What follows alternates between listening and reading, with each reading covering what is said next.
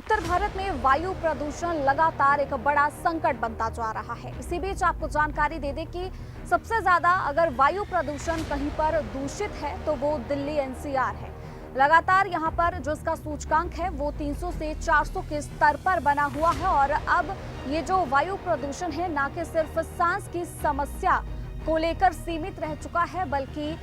अब एक मनुष्य के दिमाग और उसके शरीर पर भी एक हमला ये वायु प्रदूषण कर रहा है। जानकारी दे दें कि इस मुद्दे को लेकर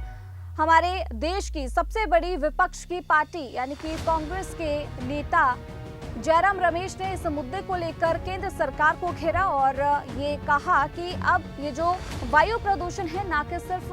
हमें सांस लेने में दिक्कत कर सकता है, बल्कि हमारे शरीर और हमारे दिमाग पर एक सामाजिक आपदा की तरह प्रहार कर रहा है। इसी के साथ आपको जानकारी दे दें कि कांग्रेस के संचार प्रभारी जयराम रमेश ने अपने सोशल मीडिया हैंडल पर पोस्ट साझा कर ये कहा कि वायु प्रदूषण एक सार्वजनिक स्वास्थ्य आपदा और राष्ट्रीय सुरक्षा खतरा बन चुका है, जो कि समाज, स्वास्थ्य प्रणाली और भविष्य के कार्यबल के लिए गंभीर चुनौती है।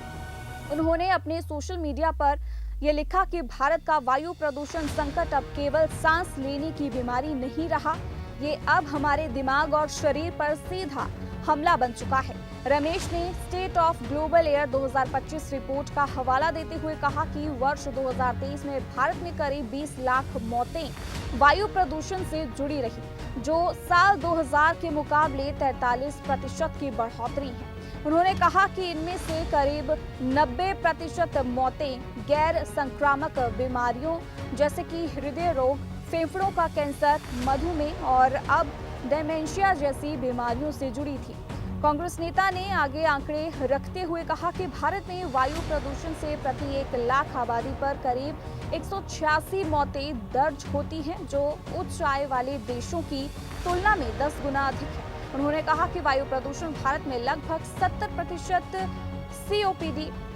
33% फेफड़ों के कैंसर, 25% हृदय रोग और 20% मधुमेह से होने वाली मौतों के लिए जिम्मेदार है। इसीलिए उन्होंने सुझाव देते हुए कहा कि हमें NCAP में मूलभूत संशोधन करने और NAAQS को तत्काल अपडेट करने की आवश्यकता है, जिसे नवंबर 2009 में आखिरी बार सावधानी से तैयार किया गया था।